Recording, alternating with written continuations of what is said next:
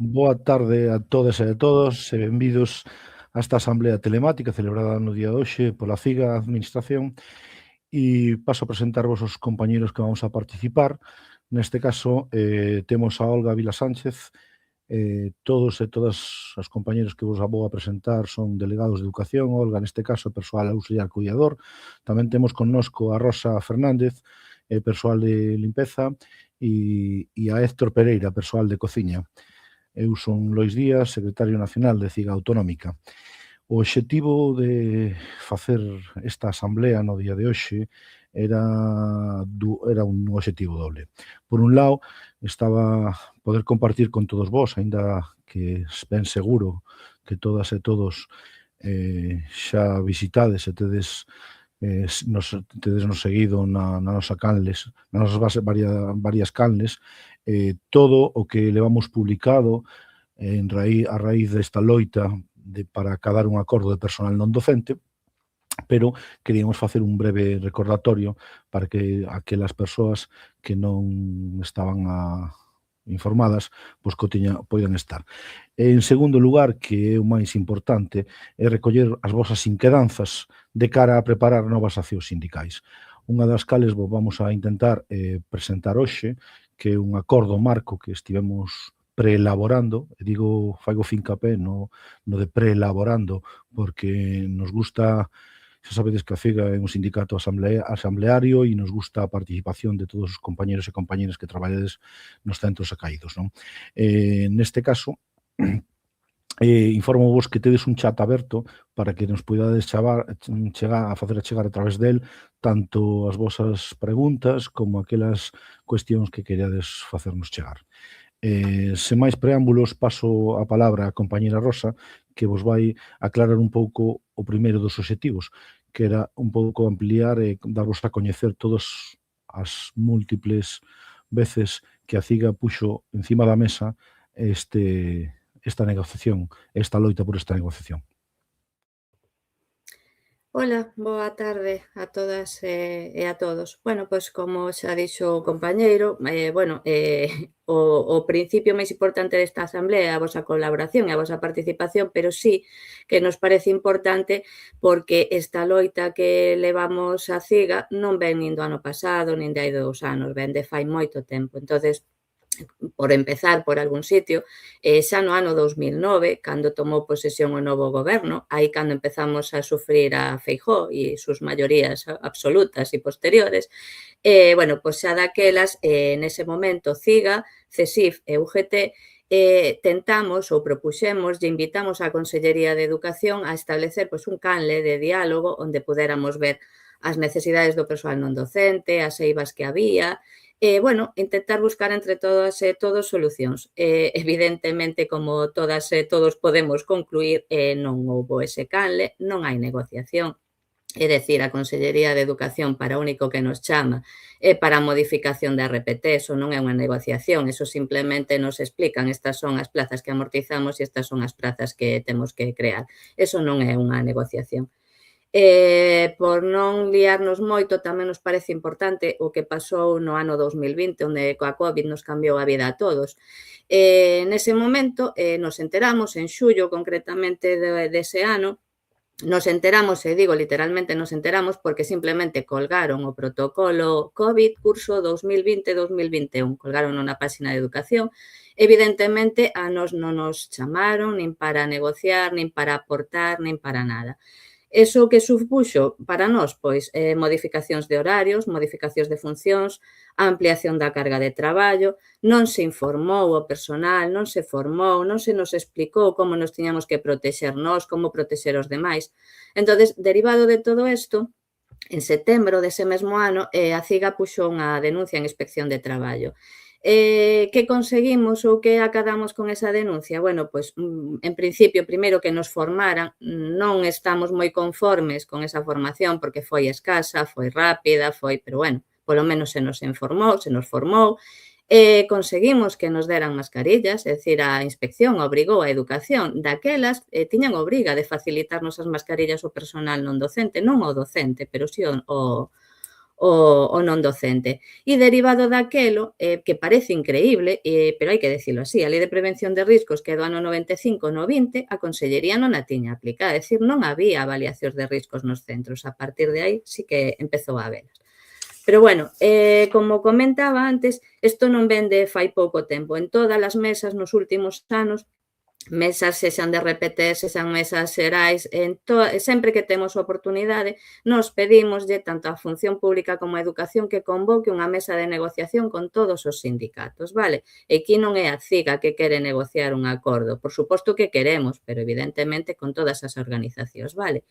En febreiro do 2024, que creo que foi unha case das últimas mesas nas que participou o director daquelas, que era Barreiro, como viñamos recentemente de negociar o acordo de política social e o acordo do personal de incendios, se volveu a poñer isto encima da mesa e nese momento o director dixo que efectivamente entendía que despois de política social e do servicio de prevención de incendios, o persoal máis numeroso era o non docente. Entonces, que bueno, que sí, pero que non tocaba, vale? Que nese momento non tocaba.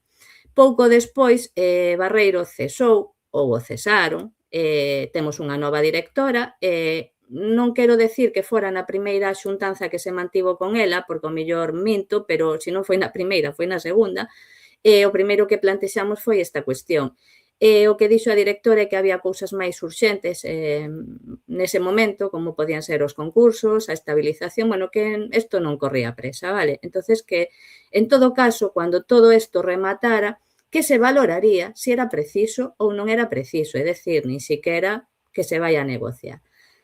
Estamos neste punto agora mesmo, hai moitas máis cuestións e moitas máis accións que levamos a cabo. Se quere continuar o meu compañeiro Héctor, doulle a palabra.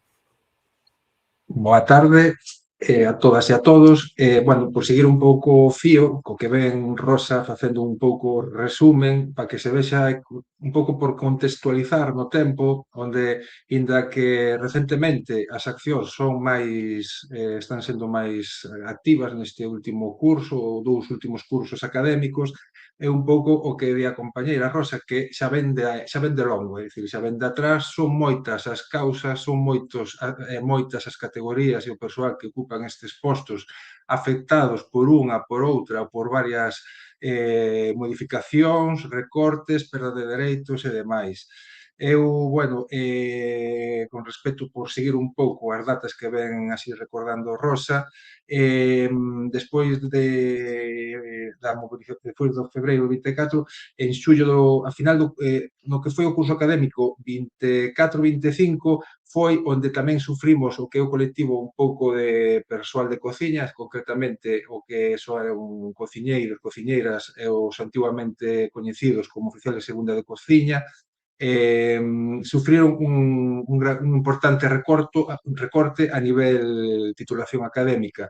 Entón, a raíz daí foi un pouco xa o estourido de todo este cúmulo de circunstancias que vemos redactando dende atrás, onde se tuvémonos que pôr maus a traballar en faena e dicir, bueno, ata aquí podemos chegar, e xa como ese curso académico foi a da funcionalización que deu lugar a ese recorte a través da degradación profesional ou ir a baixa as categorías de oficiales de segunda ou encadralos nos C2, foi un pouco pois marcar xa nese curso académico do 25 o pistoletazo de saída de acordo a unha loita global para todo o colectivo persoal non docente, porque eran moitas as demandas e as necesidades de chegar a un acordo. Por eso mesmo, de forma urxente e rápida, acabamos levar a cabo unha mobilización que foi todo un éxito en Compostela, final de curso do 25, en xullo, exactamente, o cal concentramos, bueno, fixemos manifestación e posterior concentración ás portas da Consellería en San Caetano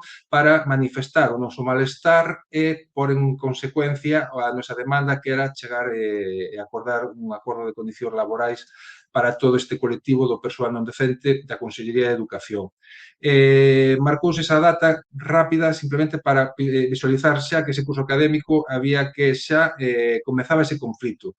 De cara ao curso académico 25-26, é dicir, o inicio deste curso académico, quixemos xa facer fincapé noutra nova mobilización de cara a comezar este curso para darlle continuidade, é dicir, que se vexa que non foi unha acción sindical que iba a quedar aí, é dicir, que isto iba a ir en serio, que íbamos chegar hasta o final, custase o que custase, é dicir, que non vamos rendir nin quedar polo camiño esta loita parada. Entón, por eso mesmo, urxiu un pouco a necesidade de xa comezar este curso sen darlle retraso a outra nova concentración. Por eso mesmo, en outubro deste ano, empezamos o curso facendo esta reivindicación, e chegamos a outubro do 25, unha concentración diante de todas as xefaturas territoriais da Consellería de Educación do país, para poder ali volvernos manifestar a nivel provincial desta vez, pero para que se evidenciara que a loita continuaba e que íbamos seguir insistindo ata chegar ao punto de encontro, que sería a mesa de negociación e o acordo de condicións laborais para todo o persoal non docente. Froito desta última concentración, acadamos a nosa comunicación tan desexada por parte da Consellería e sí que se nos convocou a FIGA a unha mesa de diálogo, é dicir, non é unha mesa xeral onde se poida establecer ningún tipo de acordo, pero sí unha mesa de diálogo onde polo menos nos poder pôr en riba da mesa todo o que nos transmitides en canto ás necesidades e disfuncións que se están producindo nos distintos centros dependentes da Consellería de Educación, e poder transmitirlas directamente para que a viva voz e en primeira persoa sepan o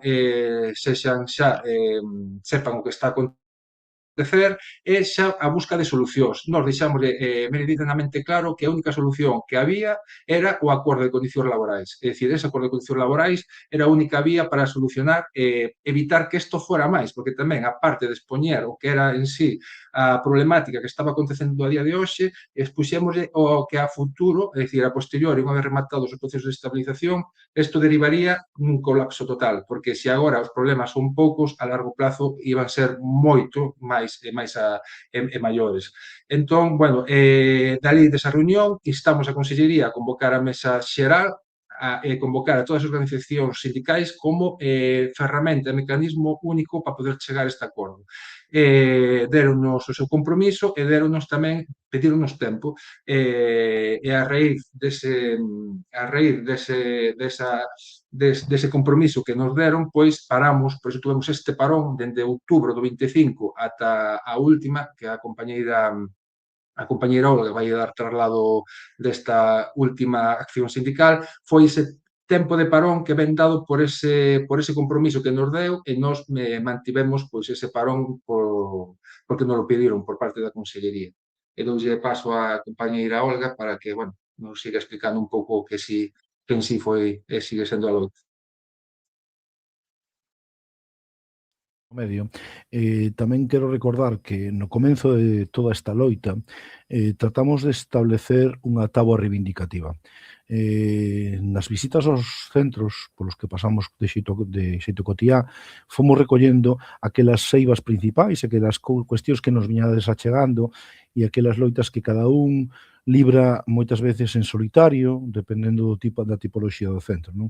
Con iso recollemos unha táboa reivindicativa na que se pretendeu recoller, por un lado, aquelas vulneracións ou aquelas eivas que nos atinxen a todos, a cada colectivo, e, por outro lado, ir recollendo por categorías as diferentes problemáticas e de cara a presentar con máis forza posible o que Héctor vos acaba de decir. Tedela a vosa disposición no web, por si alguén non a coñece ou non a ten. Simplemente pido disculpas a Olga por interrumpir. Ola, boas tardes a todos e a todas. Unha boa interrupción porque está disponible para todos os que a queramos consultar. Continuando co que decían os meus compañeiros, tendo en conta que na Consellería de Educación temos unos tempos marcados polo curso académico, fixemos unha nova mobilización en marzo, máis concretamente o día 17. Aproveitamos unha concentración que acompañaba a unha entrega de asignaturas que fomos recollendo entre o personal de administración e servicios dos centros de ensino, persoal non docente, e que fixemos no rexistro xeral. Fixemos a concentración diante da Consellería de Educación e, ao mesmo tempo, o Secretario Nacional de CIG Autonómica e outros representantes fixeron a entrega de asignaturas e buscaron que nos recibira o director xeral de Recursos Humanos. O director xeral non estaba nese momento presente, nos recibiu o subdirector xeral, ao que lle fixemos traslado reiteramos a nosa petición de comenzar a mesa de negociación, instar a esa mesa de negociación de cara a negociar un acordo das condiciones de traballo do persoal non docente. Condiciones de traballo que están máis no aire que nunca, porque, primeiro, a xente que era personal laboral perdeu a seguridade que lle podía dar o quinto convenio, e segundo, moitas estaban obsoletas, e terceiro, pois hai personal funcionario que tampouco avanzou moito en dereitos e necesita tamén acordo. Coa entrega de asignaturas, pois o subdirector xeral de Recursos Humanos comprometeuse a trasladar as nosas reivindicacións e, por último, esta foi a última movilización en sí, pero na última comisión de persoal volvimos a preguntar pola negociación de este acordo e polo establecemento dunha mesa de negociación entre as centrais sindicais e a Consellería de Educación. A Dirección Xeral de Función Pública se comprometeu a falar coa Consellería a ver se é posible, como lle pedimos, marcar xa unha data determinada para empezar as negociacións. É satisfactorio ver que Comisións tamén publicou un comunicado no que se une a este camiño impulsado pola CIGA e desta forma se confirma a necesidade dunha resposta sindical unitaria ante o desleixo da administración co persoal non docente. E esta é unha oportunidade para reforzar a presión colectiva e é o momento de acadar un acordo de dereitos laborais. Paso ao compañeiro.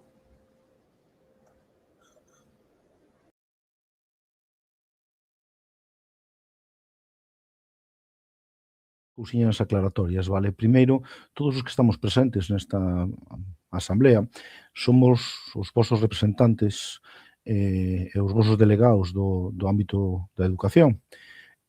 Todos e cada un de nós fomos elixidos e vos defendemos como representantes lexítimos vosos. E aquí, como dixen ao principio, hai un representante dunha persona auxiliar coidadora, unha personal de limpieza e outro personal de cociña. E, ademais, estou eu, que son o secretario nacional da CIG Autonómica. Por outro lado, tamén saleu a colación unha compañeira, Cristina Santaolalla, que nos demandaba facer eco das eivas e as reivindicacións do personal de intérprete de linguaxe de signos española. Quero lle recordar a esta compañeira que pode ir ao noso web e atopará o que nos referíamos antes, a táboa reivindicativa. Vou facer un pouco máis de fincapé nesto. Na táboa reivindicativa, que podedes descargar ao noso web, hai unha proposta reivindicativa común a todo o persoal non docente. Hai demandas do persoal subalterno nos centros de ensino, demandas do persoal de limpeza dos centros de ensino, demandas do persoal de secretaría, demandas do persoal coidador dos centros de ensino, demandas do persoal intérprete de lingua de signos. E unhas consideracións finais que eran e son as nosas reivindicacións. Por iso, agardo poder solucionar as dúdas. Agora tamén estou lendo así a cotío unha persoa, Rosa García, que nos dice: boas tardes, son auxiliar coidadora nun centro e gustaríame debater nas comarcas presencialmente a nosa situación tan precaria, sobre todo a situación.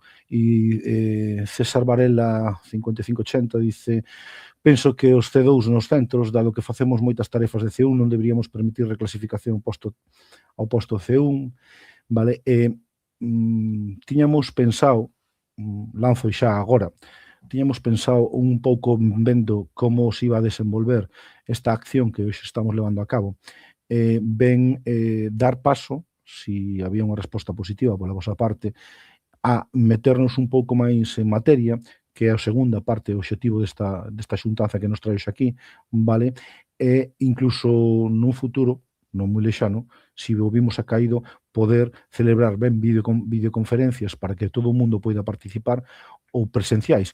Nos somos máis partidarios da presencial, porque fluye máis, porque é máis vistosa, porque é máis tranquila tamén para nós. E implica, ten en conta que montar isto non é fácil e implica un custe persoal e un custe técnico importante, pero entendemos que o persoal ao que nos referimos estamos todos e todas espallados en moitas partes de Galiza e a dificultade para desplazarse é importante, por iso consideramos facer este primeiro encontro así.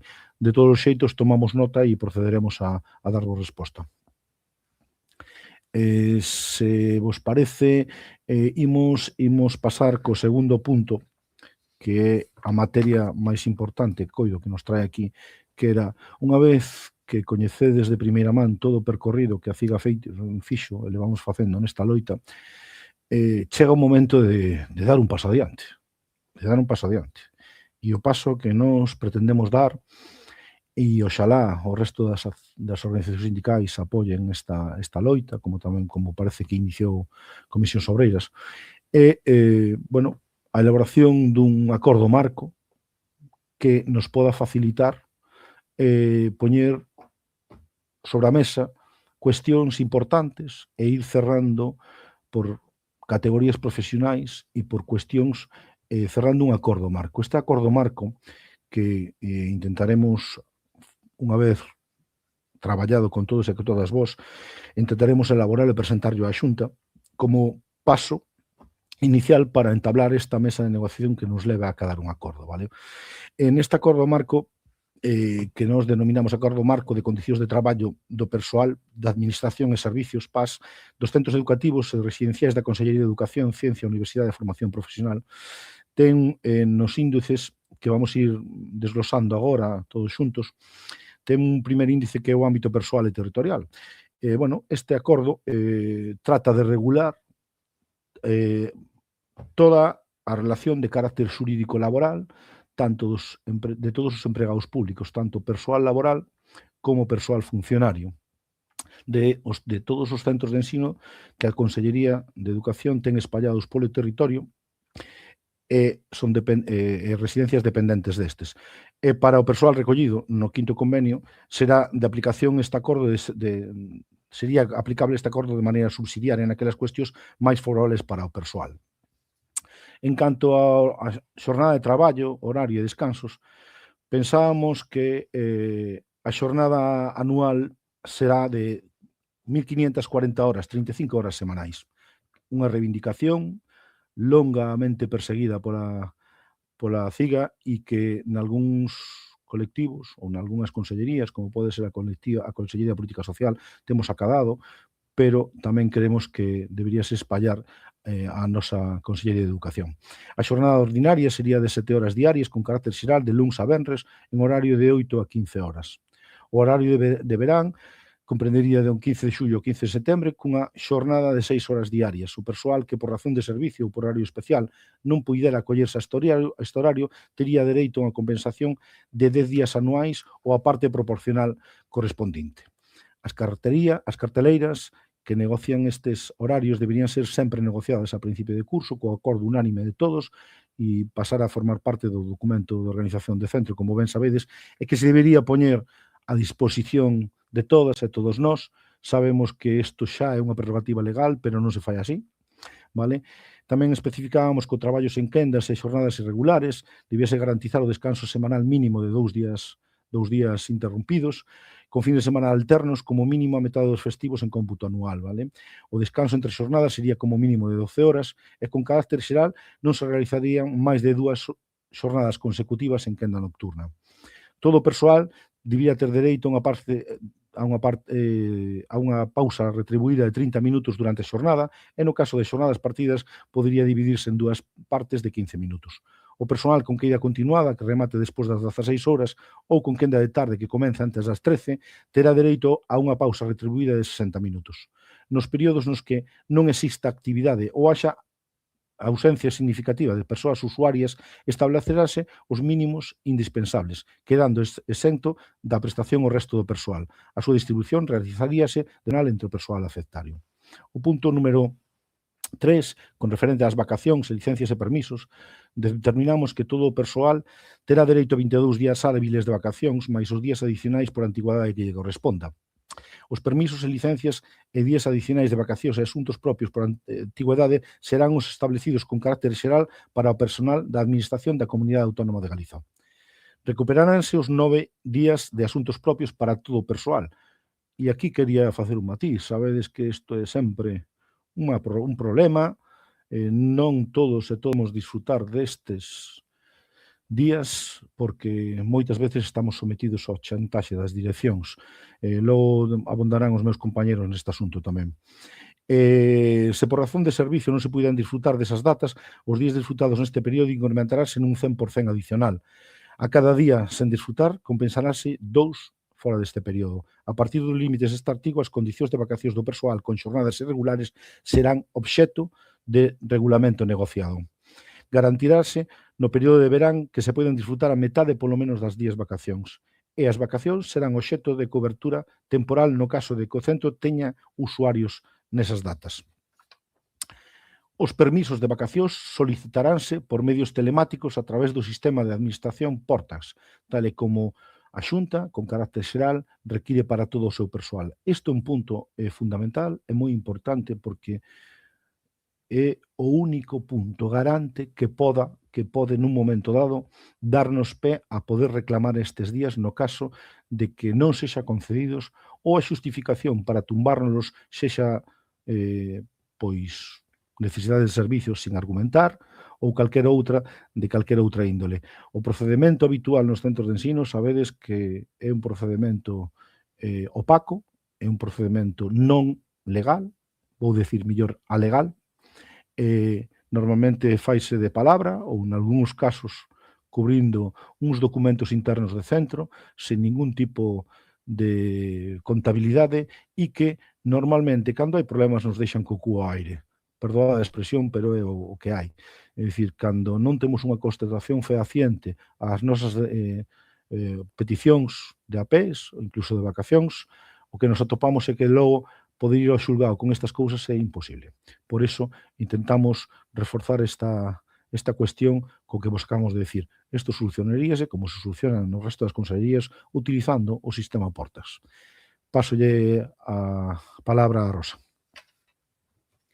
Hola de novo. Bueno, polo que estamos vendo no chat, sobre todo que nos están chegando, son cuestións que teñen bastante que ver cos problemas que hai polas funcións, porque precisamente o que comentaba agora mesmo Lois non están establecidas, etcétera. Bueno, tamén nos chega o da arbitrariedade no tema dos APs e tal. Bueno, nesa parte xa o que acaba de comentar Lois e despois tamén neste, digamos, acordo que pretendemos presentar tamén temos un apartado específico para o tema das funcións que se queredes despois avanzamos. E tamén me gustaría falar dun par de cuestións que a veces parecen unha tontería porque aparentemente as temos entre comillas consolidadas, como é o tema do dereito a comedor ou da roupa de traballo, e digo que parece porque en principio de momento non hai problemas. Entonces, nós para garantir que isto se manteña, sí que nos gustaría que aparecera na nosa proposta e que quedara escrito en algún sitio, porque sí é certo que na gran maioría dos centros non hai problemas no comedor, pero, por exemplo, a min me consta, e é curioso, porque é un centro no que precisamente dan formación,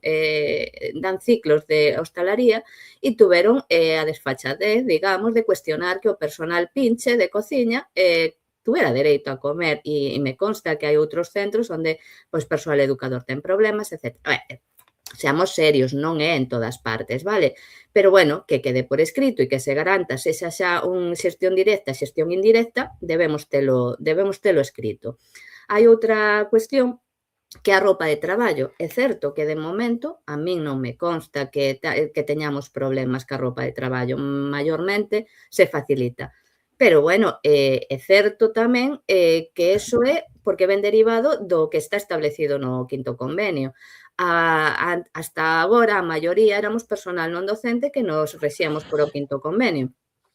Agora, moitos xa somos funcionarios e o resto estades en capilla. Esperemos que pronto tomedes posesión e xa sexades funcionarios. Entonces, aí desaparece, é dicir, nos darían a roupa se quixeran, con lo cual tamén é unha cousa que queremos que quede aquí.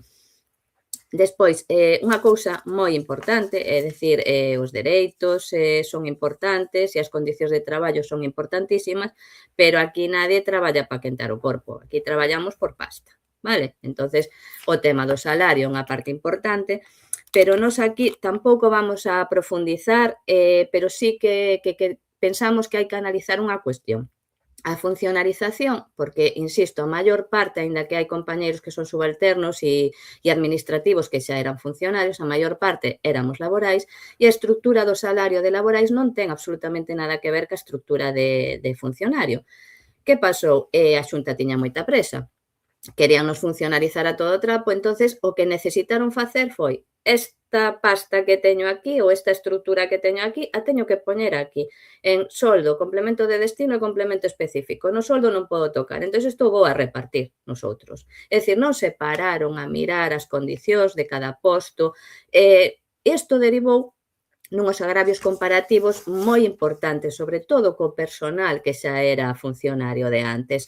Crea unhas distorsións que non teñen sentido. Entonces, a nós nos parece que unha proposta que podería ser razoable é establecer como unha especie de, chamámoslle, complemento específico adicional, por exemplo, e poñémoslle os nombres que queiramos. A isto me refiero en cuestións como, por exemplo, hai centros que, evidentemente, abren o millor desde as 8 da mañá hasta as 10:30 da noite. Bueno, pois a mí, se me toca un centro deso, entendo que me terán que retribuir, que teña, ou por exemplo, hai centros nos que hai xornadas especiais.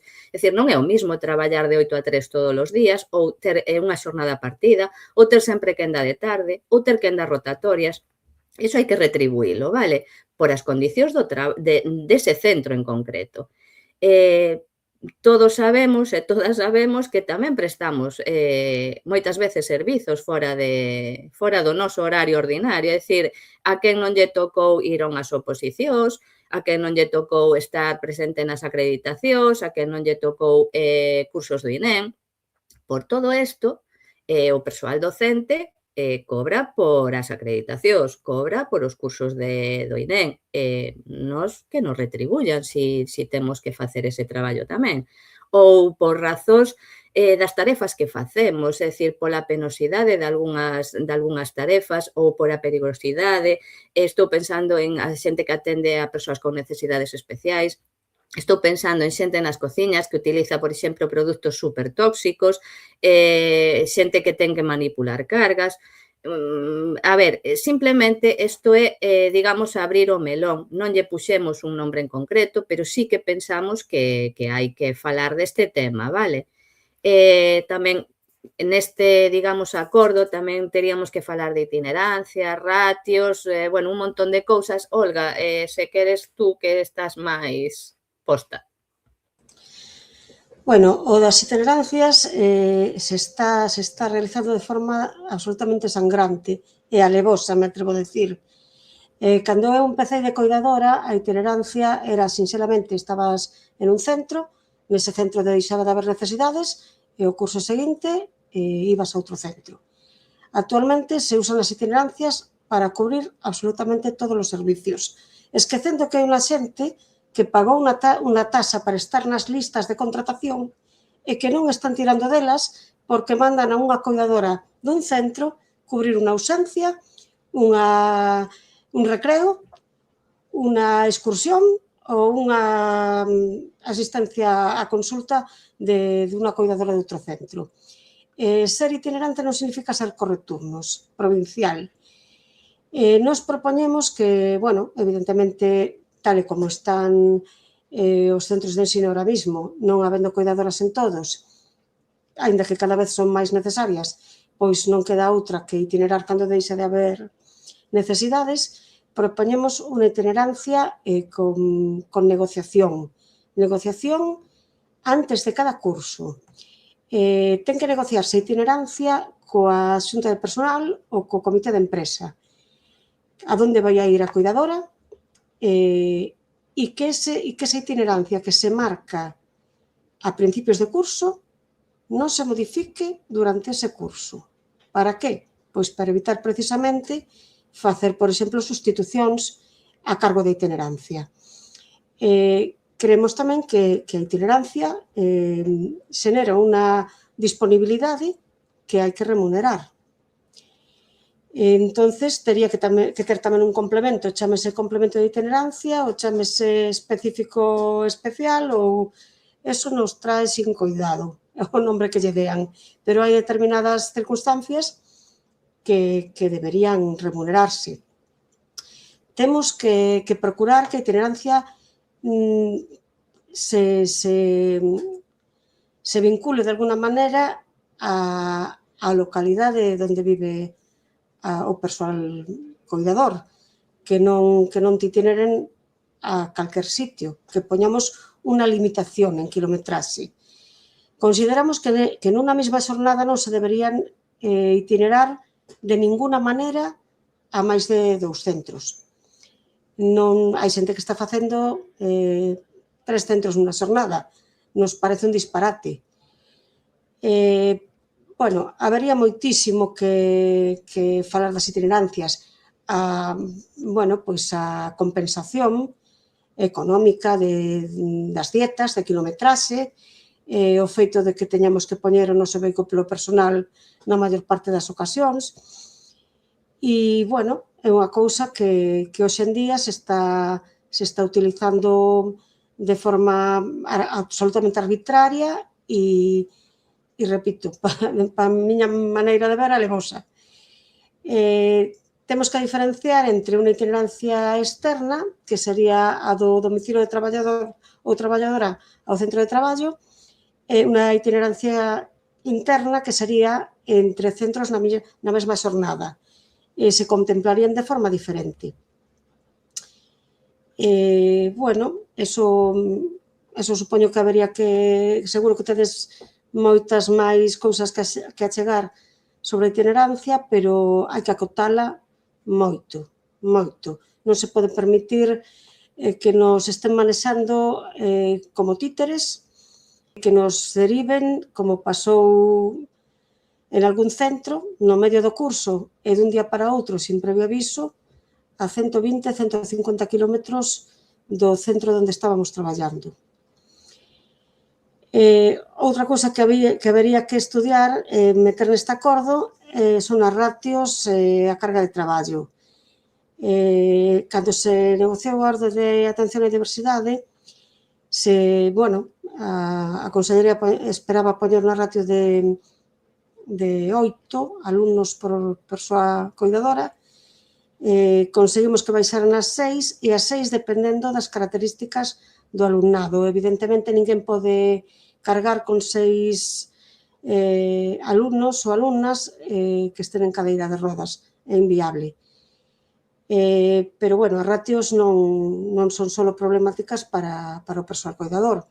As ratios tamén son problemáticas para o persoal administrativo, xa que vai por unha ratio de matrícula de alumnado que tamén quedou obsoleta. O persoal administrativo ten unha carga de traballo a maiores que trae toda a administración electrónica na que nos vemos inmersos. O persoal subalterno tamén ten a veces unhas funcións que son chicos e chicas para todo. O persoal de limpeza está literalmente reventado na Xunta de Galicia porque ten unha ratio descomunal.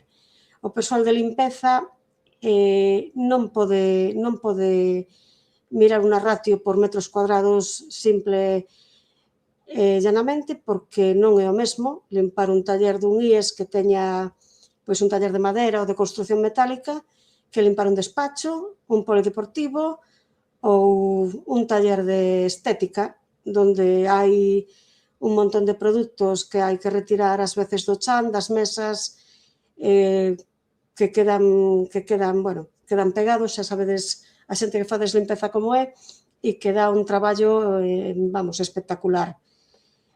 Aulas cheas de ordenadores, que hai que limpar, pantallas, teclados, etcétera, etcétera. Se a toda esta carga de traballo lle axuntamos que o cadro de persoal ten unha idade considerablemente avanzada, chegamos ao que dixe no principio, que o persoal de limpeza está literalmente reventado, físicamente reventado. Problemas nos tendones dos ombros, problemas no lombo, e a cargo de unhas ratios que non teñen nin siquiera unha empresa privada. Unha empresa privada que limpa dependencias da Xunta de Galicia chegan a ter 500 metros menos do que teñen as limpadoras e os limpadores do cadro personal da Xunta. Outra cousa que tratamos de que vaya na negociación de acordo é o recoñecemento profesional. Hai un montón de persoal de administración e servizos que está en un grupo, unha escala de clasificación na que non se mirou a titulación que se lle exixe ou que se lle debería exixir para desempeñar o traballo. Vimos, o compañeiro Héctor nos contou como denigran o traballo das cociñas eliminando a titulación que a todas luces é necesaria, porque teñen coñecementos que son exixibles por lei, a trazabilidade, alérxenos, etcétera, etcétera, pero hai outros colectivos que tamén teñen funcións asignadas que son superiores ao grupo ou escala que ocupan. Vemos un montón de personal administrativo do C2 que está facendo tarefas do C1 con unha responsabilidade que non tiña por que asumir. Vemos un personal cuidador ao que se lle exixe un graduado escolar ou unha ESO que están tratando con un alumnado quizá o máis difícil e desfavorecido dos colexios e que necesita unha titulación e unha formación específica que debería exixir e facilitar a administración. Non se pode producir a infraclasificación que se está producindo entre o persoal non docente. E isto ven ao caso das retribucións. A Xunta non lle convén reclasificar ao persoal profesionalmente como debería, porque eso hai que remuneralo. En embargantes, si estamos facendo o traballo. Habería que facer tamén unha negociación para clarexar todo isto dun catálogo de funcións, e isto habería que negocialo escala por escala. E habería que definir as funcións propias de cada grupo, subgrupo e categoría profesional, e evitar a asignación de tarefas alleas ao posto e garantindo a adecuación de funcións, a responsabilidade que ten cada escala, cada colectivo, e a todo isto adecuar a clasificación profesional. Entón, nos propoñemos que no prazo máximo de 6 meses dende a entrada en vigor deste acordo que pretendemos negociar, se concluíra o proceso de negociación dun catálogo de funcións coas organizacións sindicais presentes na mesa correspondente e que se aprobaría por acordo das partes. Para outros puntos de acordo entrará o meu compañeiro a falar. Quería, antes, volvolme a colar, eu son o colón da orquesta, disculpádeme, está sendo bastante activo o chat, non vos preocupedes que ao rematar, estamos a piques de rematar, xa está posta máis expositiva, daremos cumprida información sobre todas as cousas que nos estades facendo chegar. É certo que normalmente o que está chegando son máis que nada queixas de funcionamento, das que somos coñecedores, pero tentaremos respostar na medida do posible un por un. Héctor, disculpa. Vale, bueno, seguindo na liña na que estaba falando a compañeira Olga, bueno, as funcións, pois correcto, é algo sumamente importante polo cal o non ter un catálogo de funcións en todas as categorías, é dicir, dende os subalternos ata, bueno, administrativos, persoal de cociña, limpeza, intérprete de signos, todos e todas teñen que ter nese acordo un catálogo de funcións, porque ese, ao final, non deixa de ser o testamento do que cando un ten un problema vai e pode regular se ten ou non ten que asumir eso. A día de hoxe, eso é extensivo a todas as categorías, pero é certo que incluso os subalternos están a padecer a día de hoxe un castigo importante porque son utilizados e utilizadas de forma casi como servidume. É dicir, todos estamos supeditados ás imposicións que veñen dadas das direccións dos centros, que en algúns casos poden ser máis ou menos severas ou máis ou menos amables, pero en outros casos son casi acatar ordes sin ningún tipo de educación e deixando moi entredito as formas. Entón, como ben di a compañeira, as funcións é básico. Isto tamén, agora así un pouco falando polo que estou vendo nos comentarios, vexo que, ao final, por eso mesmo o que trasladamos o día da reunión ca Consellería é que non valen acordos puntuais, non vale algo por parroquias, non. Isto ten que ser un convenio ao funcionariado. Non cabe máis que un acordo integral de que son, do cales van ser este marco que estamos definindo e polo cal vos queremos facer partícipes para que a maiores do que nos propoñamos haxa algo, porque non hai nadie que é o persoal traballador que poida dar as ideas e os puntos a seguir, pero é o que hai que debullar de cara a chegar a ese acordo para poderlo aprobar a curto plazo. Esperemos que sexa así. Vale. Despois das funcións, para nós, para a FIGA, é moi importante o tema da saúde laboral. É dicir, entendemos que dentro do acordo non pode faltar un artigo onde se articule o que é o punto da saúde laboral. Incluso dentro da saúde laboral temos que ter en conta as adaptacións de postos, porque a día de hoxe hai categorías onde hai uns desgastes profesionais e unhas secuelas despois dunha trayectoria onde te estás deixando a túa vida no teu posto de traballo e que cando chega a necesidade de ter que adaptar o teu posto, por desgraza, pode ser que che digas, non, pois quédate onde estás e limita as funcións. Vale, claro, pero se non fago eu, que non fai? Como sempre, recaendo sobre as compañeras e compañeiros, volvendo a tensionar o ambiente no posto de traballo e seguimos tendo conflitos laborais, moitas veces incluso entre propios compañeros do departamento, é un punto moi importante do cal non imos deixar atrás. Saúde laboral, que dentro do acordo e postos adaptados para as categorías. Hai que ter tamén en conta moi específica o que é o risco no embarazo e a lactación, a suspensión por risco durante o período de embarazo. Entón, é outro punto moi importante que se vai ter en conta dentro do marco de acordo e dentro do punto de seguridade e saúde laboral. A nosa FIGA, o que é a seguridade e saúde laboral, non deixa de ser unha cuestión de suma importancia.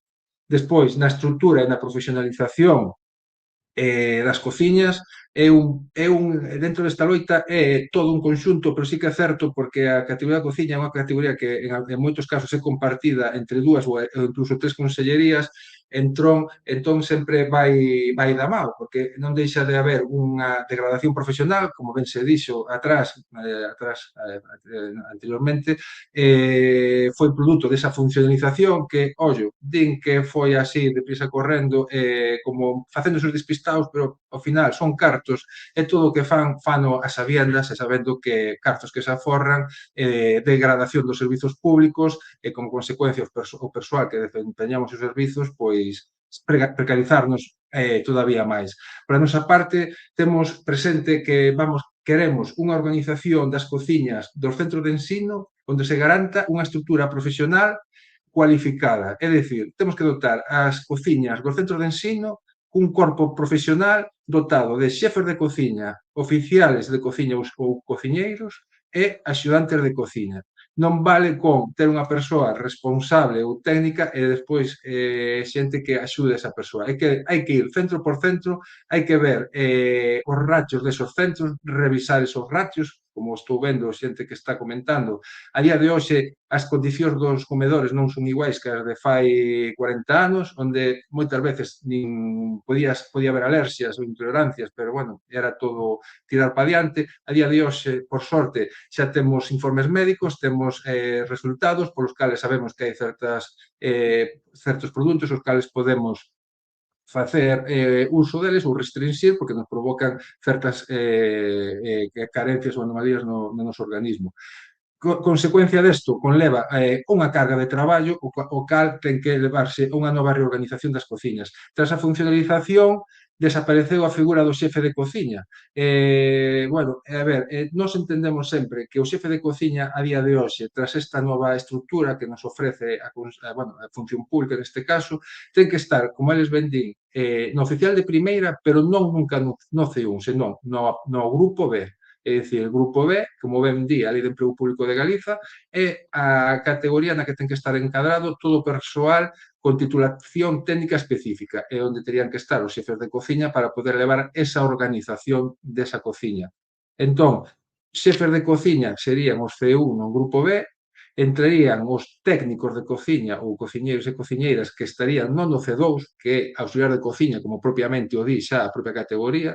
Entón, o técnico de cociña tería que entrar no C1 e dentro desta reorganización a promoción dos que a día de hoxe, como dentro da nosa proposta está que a reorganización e a desaparición da agrupación profesional, porque é unha figura obsoleta, a día de hoxe xa no Estado está desaparecendo porque se entende que a día de hoxe é máis a Xunta que quere sempre leva por bandeira, que quere unha administración pública moderna do século XXI, profesionalizada. É moi bonito facer a propaganda, pero despois que non se transformen en feitos. Entón, así mesmo, queremos que sexa así o que eles venden, pois que se transforme, que se vexa na realidade, que sexan cociñas profesionalizadas, que tamén nas categorías onde non se está a día de hoxe a pedir profesionalización, como é as cuidadoras e cuidadores, pois hai que ir cara a esa profesionalización, porque queremos dar un servizo público e de calidade, e non hai máis calidade que ter profesionais ao frente destes servizos. Entón, dentro dese cuadro que nos ofrecen de C1, C2 e auxiliar de cociña, sí, pero sempre con esa reorganización para dotar eses corpos en función dos centros e dos comensais que teñan. Entendemos que, tal como están agora, non é factible, é dicir, é inasumible que un centro, como pode ser o da Cañiza, que ten máis alá de 500 usuarios, que un só técnico poda afrontar esa carga de traballo, porque é inviable, é dicir, calquera persoa que comece a usar no juicio entende que non é unha persoa non pode darlle, polo menos medianamente decente, ese servizo. Entón, a nosa proposta é mudar o catálogo como estaba hasta o de agora, comedor tipo A ata o tipo F, e partindo sempre que o tipo A xa sempre dende o inicio ten que levar consigo un técnico e unha axudante de cociña. Sempre dende esa base, porque a día de hoxe non pode ser, como se están dando en moitos centros, que con eso de que ter menos de 70 ou 75, que despois vai a 80 ou a 90 ata que chegan a por o axudante, unha persoa para facer os menús, facer os pedidos, facer a limpeza, ter as fichas de trazabilidade cubertas, ter en cuestión de sanitaria todo de forma higiénica esterilizada para poder facer con todas as garantías o seu traballo. É dicir, é inasumible, unha carga de traballo inasumible. Entón, hai que revisalo dende a base, dende o principio.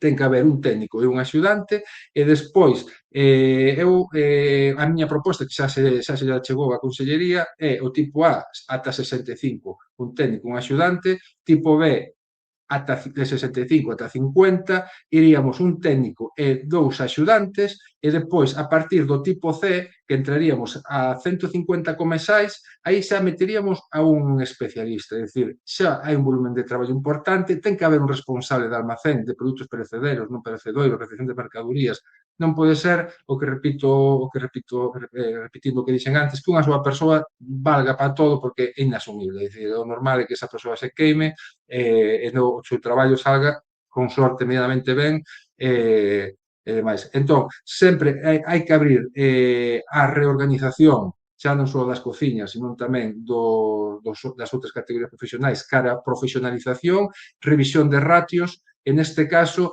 revisión de ratios e de dotación de corpo de persoal en función deses comensais e que sexan reais. Non vale ter bueno, pois como pasaba por ali e hoxe me vou quedar a dar clases porque teño que cubrir un compañero, pois me apunto a comer. Non, isto non funciona así. Hai que ser serios, ten que haber unhas garantías e aquí, igual que nos miran moito ou queren controlar moito para que non haxa excesos, porque é razoable, que non haxa pérdidas alimentarias porque é un gasto innecesario, pero tamén como se hai que mirar por ese lado, tamén hai que entender que se de repente veñen 10 ou 15 maiores, afecta nese control, en ese gasto de produtos alimentarios. Entón, en cuanto a estrutura, revisar todos os tipos de comedor, dende o tipo A ata o tipo F, e dotalos do corpo profesional. É máis, a día de hoxe, tras a funcionalización, xa temos exemplos de persoal técnico especialista, é dicir, que non sería unha novidade. Xente que no pasado como laboral foi reclasificada e a día de hoxe, tras a funcionalización, está ocupando un posto de C1 e este persoal sempre hacia a reorganización conforme as escalas que di a Lei de Emprego Público de Galiza e o EBEP. Non pedimos nada que non este regulado, é dicir, non teñen a excusa de dicir, non, é que estades abrindo algo novo e non, isto xa ven así por lei e queremos que se cumpla e que sexa extrapolable a todas as categorías profesionais que hai na Xunta, xa non só dentro da nosa Consellería. Bueno, esta revisión, como ben digo, ten que ser centro por centro, non vale en plan coller 4 centros para facer aquí o postín e tal, non, isto ten que ser centro por centro, polo cal queremos, así ten que vir no acordo, unha comisión de seguimento, que se reúna cada 6 meses e todos os anos a principio do curso académico, para ver os incrementos ou as baixas e sempre tendo en conta que se estén cumplindo estos ratios, non vale en plan este ano a ver se me cola, ou a ver se o director xa chanta no aplicativo 20 nenos e meto 20, non, isto ten que estar sempre baixo un control de seguimento por parte da representación dos traballadores. O noso objetivo é este. Como ben vedes, as necesidades son moitas, vexo que polo que estades a falar no chat van moitas encamiñadas no mesmo senso, se hai algo novo, por eso tamén vos facemos partícipes, non queremos deixar nada atrás, porque sabemos que é unha oportunidade única, estamos en condicións, porque cada vez son máis a presión colectiva e a nosa presión a nivel sindicato como CIGA, queremos que vamos levar a cabo este acordo, non queremos deixar nada fora. Bueno, se queredes seguir comentando algo do acordo. Grazas, Héctor. Bueno, ata aquí foi un pouco a exposición que os decíamos deste acordo marco que queremos presentar e queremos que nos axudedes a perfeccionar. Vamos ir intentar agora abrir o chat, que leva aberto dende o principio, e vamos intentar ir dando respostas ao pouco a sobre todas as cuestións que foron xurdindo. Moitas delas, como vos dixen antes, non son tanto preguntas, senón queixas. Ten en conta que no local de CIGA Vigo, por exemplo, por poñervos un exemplo, chegan ao día infinidade de chamadas, pero podemos garantizar que máis dun 80% das chamadas que chegan diariamente, e son moitas, credeme, están relacionadas con a problemática dos centros de ensino. Variadas, cada día nos sorprende, non hai semana no que non nos botemos as mans á cabeza. Lémbrome fai pouco un compañeiro subalterno que chamaba alarmado porque a dirección do centro lle fixo responsable do cuidado dun menor que tiña aberto un protocolo autolesivo. É dicir, isto é o día a día. Lembro unha conversa cun equipo directivo daqui da zona do sur de Vigo, onde estábamos discutindo varias cuestións sobre as funcións do persoal subalterno, por exemplo, e saltou a espléndida secretaria con voz moi altiva, ata o punto que por 3 veces lle dixemos que baixara a voz e nos obrigou a marchar porque era irracional, dicindo que nese centro ninguén facía unha sola función que non lle correspondese. Bueno, cando saímos desta bastante desastrosa reunión, a sorpresa mayúscula levámola cando chegaba un repartidor de MRV a entregarlle un paquetiño a esta señora secretaria, con seu nome. E este paquetiño non era para o centro, era un paquetiño persoal que recibía. Cando lle preguntamos ao compañeiro subalterno si isto era unha excepción, nos dixo que va, isto é o día a día. A verdad que ese día pedinlle ao compañeiro que me deixara ir entregarlle persoalmente o paquete, o compañeiro preferiu non facela, pero houbera pasado un día agradable se mo deixa facer despois de aguantar por 3 veces os berros desta señora. Isto son un suma e sigue do que nos pasa diariamente nos centros. Vamos proceder, se vos parece, vou ir repasando o chat e vou ir contestando a todas as preguntas. De todos os xeitos, se vedes que algunha pregunta non a damos contestado, levamos unha hora e vamos darnos máis ou menos uns 40 minutos máis, se vos parece, para ir rematando isto. Se algunha pregunta non a contestamos ou algunha inquedanza non a contestamos, vamos vos dar ao final uns enlaces nos que vos podedes facer chegar todas as vosas cuestións. Por responderlle un pouco a Cristina Santaolalla, que facía referencia aos SILSE, é dicir, aos intérpretes de lingua de signos española, non sei se tiveche tempo, compañeira, de ver o que publicamos no que vos decíamos deste folleto onde recollíamos todas as propostas e todas as eivas. Nas demandas con respecto ao voso colectivo facíamos xa daquela exixíamos un tempo de preparación de clases.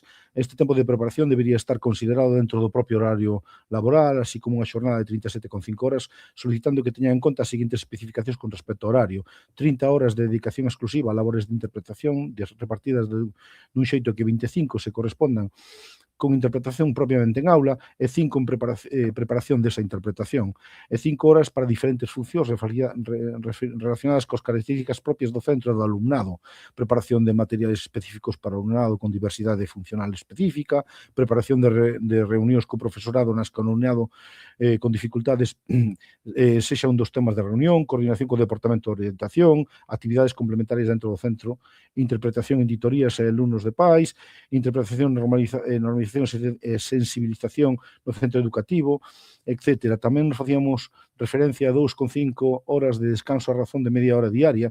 Solicitábamos unha formalización de todas as actuacións relativas ás condicións de traballo non reguladas, a realización dunha previsión de asignación de prazas, as famosas reubicacións, no mes de xullo, tendo en conta as especificacións dos centros educativos no que respecta aos períodos de matrícula, a actualización das RPTs, a cobertura puntual dos permisos de vacacións, enfermidade, a clarificación formal e por escrito das actuacións nos seguintes casos: a finalización do servicio no centro educativo, formas e condicións de reubicación, permutas na mesma provincia ou en distintas provincias, condicións e procedimento que debe seguirse, e as itinerancias que tamén lles afectan a outros colectivos. É dicir, era un gran abano de cousas e propostas que tiñamos nese momento, pero estamos encantados de recibir novas propostas e incluiríamos neste formato que queremos presentar.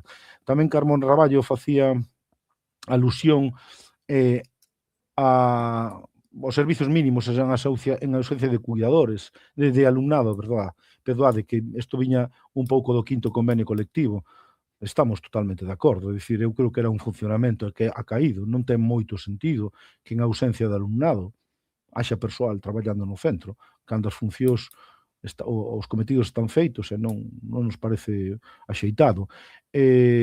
Tamén unha compañeira nos facía chegar compensación porque cando acudimos aos consellos escolares, moitas veces, dado que somos persoal único no centro, estamos obrigados a participar e o persoal docente si ten compensacións en horario por estas cousas, cando nós non o temos. Isto xa fai tempo, fixemos unha pregunta directa tanto a Función Pública como a Consellería de Educación e como sempre deu a calada por resposta, pero tamén é unha das cuestións que debería ir aquí encima, non? Co tema das itinerancias xa falou, creo que a compañeira Olga, tamén a denegación das peticións de APEs e estas cousas. Isto ben acaído o que vos decíamos, é a importancia de xerar unha canle oficial e que deixe rastro de como e cando e por que se denegan estes permisos, ou APEs, ou o que sexa que pidamos. É dicir, sen esa canle, quedamos co cu ao aire. Si me denegan unha AP, e é de forma verbal ou nun papeliño sen ningún tipo de oficialidade, quedo co cu ao aire. Non podo acudir ao xulgado, non podo acudir a nada porque é a miña palabra contra a deles. Entón, queremos esa canle oficial na que nós faigamos as nosas peticións por esa canle e se nos deba respostar por escrito ou denegar por escrito. E isto nos mantería en plazos e nos deixaría a porta aberta a podernos defender.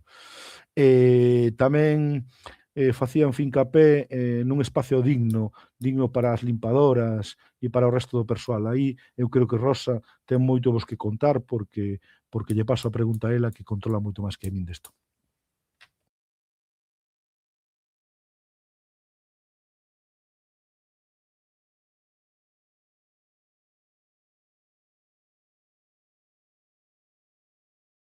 É dicir, a estas alturas da película isto é inhumano. A Lei de Prevención de Riscos é moi clara, é dicir, ten que ter un sitio, non pode ser no sótano, no último sitio, onde non metemos nada, ali metemos as limpadoras, ou las estamos cambiando constantemente de sitio, evidentemente non. Eso en base á prevención de riscos, e a Lei de Prevención de Riscos se pode solicitar. Entonces, se en algún centro dos que estades vos pasa eso, poñedevos en contacto con nós.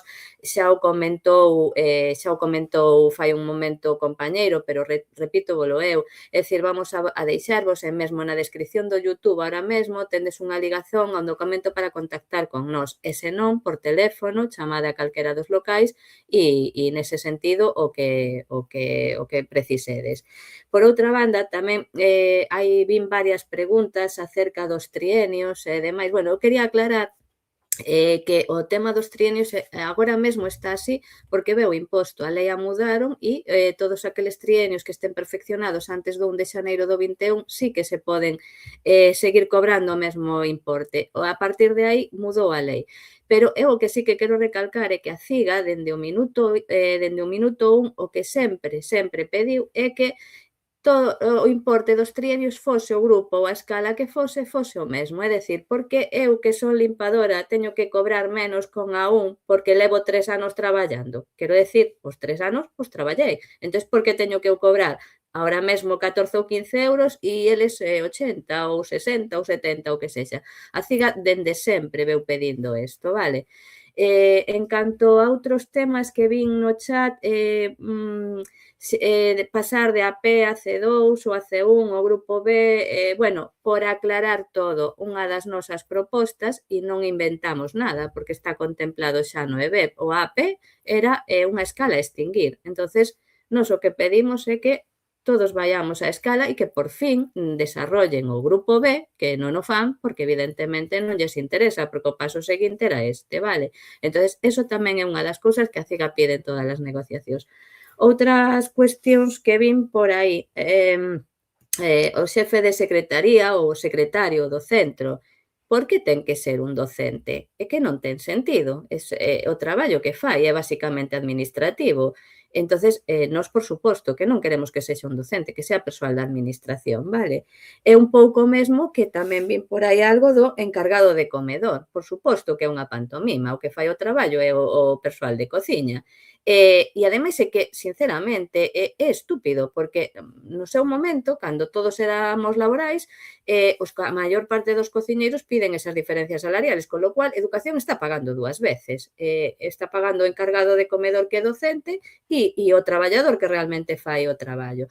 Antes a excusa era que como éramos laborais non podíamos ser encargados de comedor. Ahora, se vamos a ser todos funcionarios, non sei que excusa nos van a poñer, pero por suposto, completamente de acordo.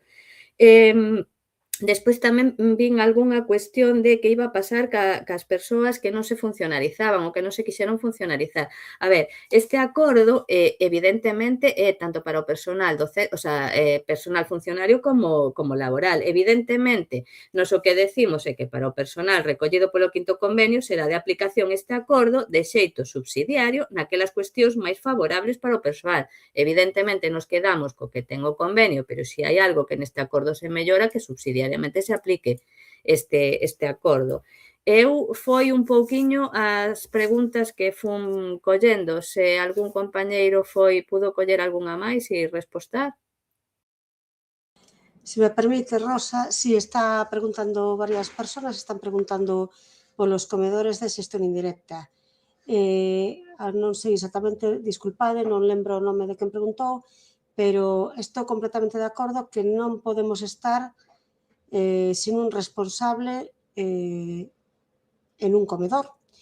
O comedor escolar é unha actividade complementaria na que debería haber un responsable do claustro, neste caso, ou, bueno, ou un técnico educador, ou alguén que lle compete a garda e custodia do alumnado.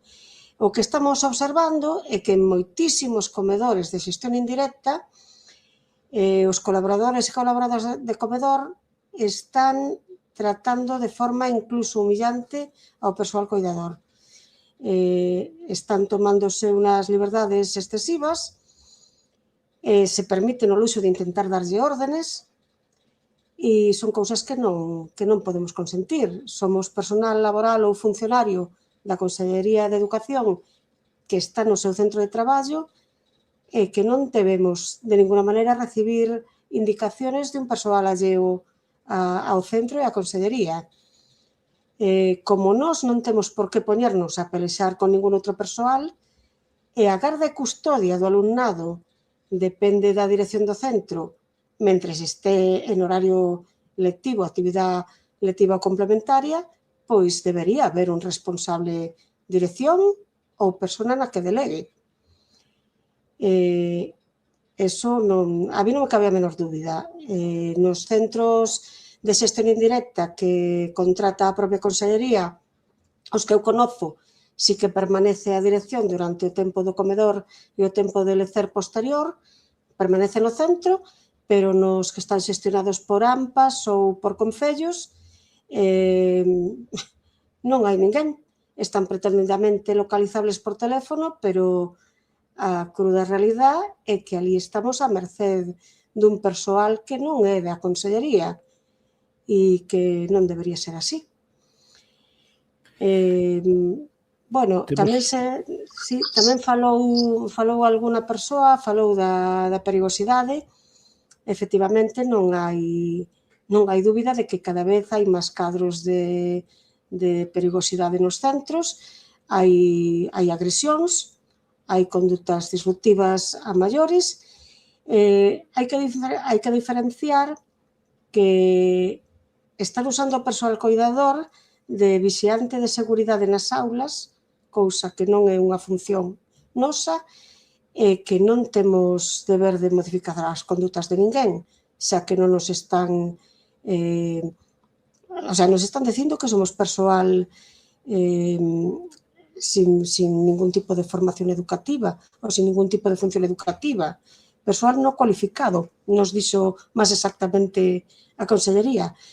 Polo tanto, se non estamos cualificados, nin se nos reconoce a cualificación, non temos por que estar nas aulas controlando conductas, modificando conductas, e non somos gardas de seguridade para estar mantendo a un alumno sentado a forza para que non provoque disrupción na clase. Non somos persoal de atención directa, punto. Nin somos gardas de seguridade, nin somos PTs, nin somos ALs, nin nada polo estilo. Se queren que determinadas funcións as faga o persoal coidador, terán que recoñecelas e abonalas. Nada máis. Tamén temos o problema, igual que as limpadoras, de falta de local. Hai en moitos centros que non se lle permite estar na sala de profesorado porque é sala de profesorado. Entón, ou se cambia o letrero e se pon sala de persoal ou se facilitan salas de persoal, pero non vamos a estar eternamente nunha cadeira nun pasillo. Héctor, creo que como representante da cociña tes aquí unha pregunta bastante interesante, ao meu parecer. Un compañeiro ou compañera nos fai chegar este novo decreto de comedores con multa de ata 5.000 euros. Se podes darnos un pouco de luz sobre o tema, xo agradecería. Tamén Vale, fai mención na pregunta o tema dos colaboradores que na maioridade de parte son pais e nais e non sempre cumpren coa función claro. asignada. Deixo aí. Correcto, vale. Mira, empecemos polo que ti comentaxe de primeiras. O tema do decreto que entra en vigor este ano, de feito entrou en vigor recentemente, dá o que a facilidade ás familias con calquer tipo de dieta ou calquer tipo de tipoloxía a nivel alimentaria que se lle poida facilitar esa alimentación. É dicir, fala de sempre a facilidade. Como a todo, volvo a repetir, como sempre estamos supeditados á interpretación das direccións e moitas veces transmíteno con máis ou menos sin preguntar, no mellor dos casos preguntan que che parece, como ves, noutros casos non preguntan, imposición, tes que facelo. A ver, o decreto non fala que teñamos que estar cunha carta, porque sería inasumible, é dicir, non podemos ter asumir agora facer calquer tipo de dieta. Temos que ter en conta que as dietas a día de hoxe son amplas, é dicir, hai ata a dieta paleolítica, que hai xente que lle dá por comer a diario carne cruda, por exemplo, non? Entón, non podemos, sí que se alguén solicita ese tipo de alimentación, pois temos que pôr sobre a mesa, facilitarlle os recursos. Pois os recursos é ter a nivel de conservación de alimentos pois as cámaras ou os enseres necesarios para poder levar a cabo tanto a conservación como a regeneración do que veña das súas casas, pero tampouco nunca impoñer ter que facer esas funcións porque en moitos casos sería inoperativo. A día de hoxe, o que sí que sigue sendo por lei é que todo o que veña con certificación médica, por eso tes a garantía, porque o vir con unha certificación médica aí ben definido o tipo de alerxia ou tipo de intolerancia polo cal esa persoa non pode inxerir ese tipo de alimento, polo cal ti xa sabes o que te tes que hacer. Non pode ser pois que che veña o pai ou a nai dicindo, non, é que eu agora na casa do meu fillo quero lle dar todos os días hamburguesas. Home, pois, pareceme ben, eu darei a hamburguesa cando toque, o resto dos días, eu se queres, pois facilitareiche a laboura e terás que, sí, nese caso, darlle ese tipo de alimentación que requiren. Bueno, eu, ata certo punto, todo o que se fai dentro dun razón de ser ten a súa benvida, porque, ao final, isto vai un pouco pola integración, para que a xente non se sente excluída, queda moi feo, en plan, pois eu, se non podo comer isto, que taparten, hoxe hai que ir nese sentido de cara á integración e que todo o mundo teña dereito a estar con todos, sin estar apartados ou marcados por ter ese tipo de intolerancia, alerxia ou creencia, que tamén pode darse o caso, non é algo que sería bonito de cara á galería. Eso por un lado do decreto. Tamén me comentabas con respecto o tema dos encargados de comedor. A ver, o tema dos encargados de comedor a día de Non hoxe tanto, é o que se disculpa que te falaba. interrumpa, non tanto encargados... perdón, sí, olvídate. Bueno, o tema dos encargados de comedor, que tamén ven un pouco polo tema que falaba antes Olga, con respecto ás cociñas de xestión indirecta. Claro, como están acostumados, que é o que falaba tamén un compañeiro aí no chat, é dicir, como están acostumados a utilizarnos como persoal flotante, como vales para isto, para aquel outro, pois nun momento dado, se non teñen a nadie, porque claro, ao non haber cociña, non hai persoal de cociña, pois colle un cuidador, unha cuidadora, veña, ponte aí e ponte a repartir, a facer ese reparto no comedor. Dicir, claro que non é competencia desa persoa, porque esa persoa ten unhas funcións que teñen que estar enfocadas ao que son, como cuidadora ou cuidador. e demais. Ou un subalterno, todo o mundo non pode facelo, pois eso, pouco menos que de maiordomo e de, bueno, hoxe me levanto cunha idea, vamos facer unha proba nova a ver se me vai ben. Non, as funcións teñen que vir xa encadradas, por iso o acordo. Entón, o problema dos encargados de comedor, por iso está mal dito, é dicir, encargados de comedor, por qué? Porque nós, ao final, o persoal de cociña está na cociña a ver se, como eles están fora, pasan e non nos enteramos. É dicir, non, son encargados de comedor e de cociña. Esa responsabilidade ten que recaer sobre o persoal de cociña. Para eso se exixe unha titulación e unha profesionalización. Eu entendo que todo isto vende para 40 anos no que seu día non se exixía formación e, bueno, era un pouco como que tutelaban, como todos sabíamos, como era daquelas, un pouco como se accedía, pois un pouco ter esa tutela e sempre ese rollo de, bueno, de control, como non vai a ser que este persoal non este capacitado. Bueno, a día de hoxe, por sorte, a formación profesional está moi adiantada, pois vamos, nós estamos máis que capacitados, moitas veces, sempre o dixo, ás veces un encargado de comedor non sabe diferenciar unha troita dun salmón, entón, como podes ti asumir esa responsabilidade. Que pasa? Que é moi bonito que chega a final de mes e é unha cuantía jugosa que nós, facendo esas funcións, témolas que demandar judicialmente e, bueno, ao final, vale, chega, pero como chega? É dicir, pois tarde, mal, nunca, e, bueno, sempre co rollo judicial por medio, que ao final é algo que tiña que entrar xa, pois, do oficio, porque é algo que vas facendo sin máis. E a este persoal que moitas veces nin pisa a cociña, pois entra, pois, veña, pois un complemento aí, porque xa incluso dentro dos centros educativos xa é algo que ven de atrás e xa, bueno, pois, vamos facer así, vai a voleo e se nadie tal, pois é unha prima jugosa. Claro, isto conleva, pois, todo este tipo de que haxa alteracións nas funcións e que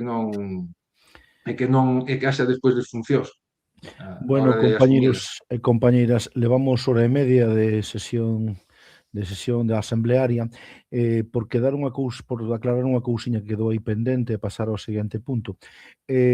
Falaba unha compañeira ou compañeiro aquí no chat dos ratios do persoal de limpeza e tal. Estamos tendo un problema gordo co tema dos ratios. É dicir, a administración que está a facer é cando se produce unha xubilación ou se produce unha baixa, non son o suficiente rápidos para cubrilas, nin intentan alongar esa situación cargando sobre as espaldas dos compañeiros o traballo. Nós sempre decimos que estas situacións son inxustas para o persoal e o persoal está claro que se para un centro son necesarias 4 limpadoras, están 2, non poden facer o traballo das 4. Pero somos humanos, sabemos o que traballamos, somos profesionais e moitas veces, a pesar de todo, loitamos contra iso e unha situación puntual convírtese nunha situación de moitos meses e a saúde é única. E cando somos un colectivo normalmente xa maiorcete e vai nos pasando factura. Temos un exemplo moi paradigmático do que estou a comentar. Hai un centro aquí no sur da provincia de Pontevedra que fixo obras de reforma e veu o conselleiro inauguralas coa prensa e que acarexou moito sobre o tema, que fixo unha ampliación do doble dos metros cuadrados que tiñan. O doble. Nese centro había 2 limpadoras nese momento e no tema cando foi o do COVID puñeron unha limpadora a media xornada a maiores, é dicir, 2 limpadoras e media. Ampliaron, creo recordar, este é un dato de memoria, pero por aí andará a cousa, 1900 metros cuadrados máis, vale? Siga habendo unha limpadora e media. Cando nós, despois das chamadas por parte non só da traballadora, senón do equipo directivo, porque tamén temos equipos directivos que pelexan e apoian e fan esforzo, todos os nosos movementos coa Consellería deu como resultado de, sí, xa, cando vayamos á negociación da RPT, xa vemos de asumir isto. Isto produce unhos tempos que son inaguantables e inasumibles, non? Entonces, é nefasto. Non sei se queres comentar algo máis, Rosa, sobre o persoal de limpeza a raíz desto. No, era un pouco o que estabas dicindo, efectivamente, cando sexa RPT tamén temos aí cousas pendientes de persoal de cociña, é dicir, cando se xubila unha compañeira e resulta que baixaron un pouquiño os alumnos, entonces non se cubre nun comedor escolar, por exemplo. En cambio, cando fai falta xente, bueno, esperamos a RPT, é dicir, para quitar non esperamos ni 5 minutos, pero para poner, sí. O da RPT, como non está nas nosas mans, eu recordo que unha das primeiras RPTs as que me tocou a min ir, se crearon 300 plazas, e digo 300, literal, porque levábamos desde o ano, non sei, 15 anos ou 13 anos sin esa modificación. Entonces, eso non é xustificación, a mí non me vale, se tes que facer a modificación puntual por un posto, pois faina, ou dúas ou as que sexan. É un pouquiño eso, nada máis.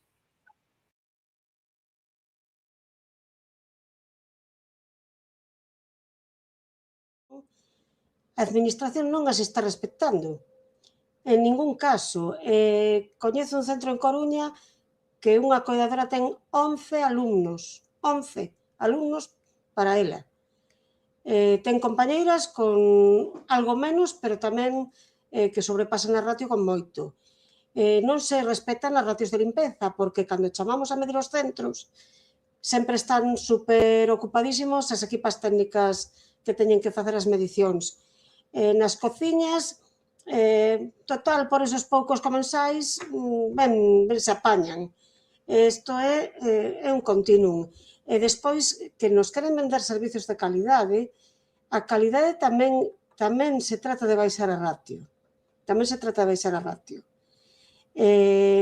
Unha cousa que estábamos falando antes, que certamente non ten por que ser un docente o encargo de comedor ou a encargada de comedor, pero tampouco ten por que ser un docente o que dirixe a parte de internado dun centro, habendo técnicos que coñecen moito mellor o terreno que os propios docentes.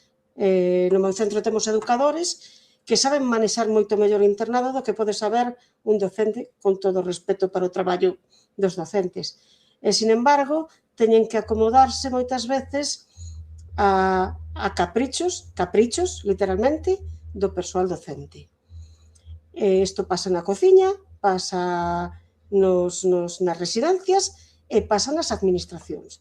O persoal administrativo non ten por que acomodarse aos caprichos do persoal docente. Debería xestionarse de seu, porque coñece mellor o traballo que o persoal docente. Entón, estamos a merced das direccións que realmente non saben de todo e non saben máis que o personal do traballo do persoal, que o persoal non docente, quero decir. Entón, por que a moito persoal non docente, non o xestiona o seu propio persoal? Moitas veces o persoal docente, en moitísimos casos, se cree que o persoal non docente está ao seu servicio, non ao servicio do seu propio traballo. Iso é un erro. Nós non estamos ao servicio do persoal docente. Estamos para desenvolver o noso propio traballo. Hai que deixar moi claro. Grazas, Olga. Bueno, para ir pensando en rematar esta asamblea, decirvos que tedes colgado aos nosos enlaces para poder chegar a suxestións que vos xurdan, non só agora mesmo, sino a partir de agora, con respecto a toda a problemática que estamos traballando. Quédanos por tratar dúas cousiñas. Un pouco, queríamos tamén facervos partícipes de que nos achegarades propostas para continuar con esta loita. É dicir, sabemos cal é a situación, creo que somos coñecedores e temos profundidade de coñecementos, dado que visoemos visitar moitos centros e estamos en contacto e xa dentro de nós temos representación en cada un das categorías, pero eu creo que se queremos forzar a esta administración a sentarse nunha mesa, debemos pelexar conxuntamente, posto que sen pelexa non vamos a gañar. Eles teñen un punto de partida importante. Saben da nosa situación, saben do noso illamento, moitas veces en centros pequenos, nas que os representantes do persoal docente o mellor o configura unha persoa ou dúas que están aillados lonxe das grandes capitais ou centros. Entón, eu creo que debemos buscar formas e motivos e medios para protestar con isto e lograr entre todos crear sinerxias que nos leven a dobregar a administración e sentalos nunha mesa. Non estamos pedindo imposibles, estamos dando conta de realidades que todas e todos coñecedes, de injustizas que todos e todas coñecedes e de cargas de traballo que todas e todos sufrimos. Polo tanto, o que pedimos é que se senten a unha mesa, como xa o teñen feito, para acadar acordos con outras consellerías. Non se pide nada novo, non se pide nada extraordinario. Hai moitas consellerías, a maior parte deles que funcionan baixo acordos. Logo, a partir dese acordo, poderás establecer criterios diferentes xa dentro dos propios centros que podan ser válidos para a xente que neles traballa. Neste sentido, non queremos deixar de coñecervos, non queremos deixar de recibir as vosas propostas e, sobre todo, queremos agradecer a todas e todas as participantes nesta asamblea a vosa participación. Repito, a partir de agora vamos a valorar algunha proposta que nós xa tiñamos, pero algunha proposta de ver se camiñamos hacia asambleas pois máis locais e máis sectoriais nas que poda haber un diálogo máis fluido. Entendede que hoxe estuvemos aquí en momentos de picos máis de 100 e pico persoas e isto sería difícil de xestionar. Entón, digamos, foi un seguinte peldaño que quixemos subir, pero non queremos parar, queremos subir máis e queremos que este acordo responda ás necesidades de todos e todas nós. Polo tanto, nada, reiterar o agradecemento e sabedes que coa CIGA podedes contar como sempre foi as nosas loitas. Tamén tedes os nosos locais á vosa disposición para facernos aquelas achegas máis puntuais, aquelas cuestións máis do día a día ou aquelas cuestións máis persoais. Tedes aí os nosos compañeros e compañeras que ben seguro vos dan dar resposta á caída. Pola miña parte, que me corresponde como secretario nacional, agradecer tamén aos meus compañeros e compañeras participantes. A vosa labor é increíble, sodes fonte de sabeduría, non por o listos e listas que sodes, senón por o moito que traballades. Grazas, compañeros e compañeros. Grazas a todos e todas. Grazas a todos e a todas. Grazas.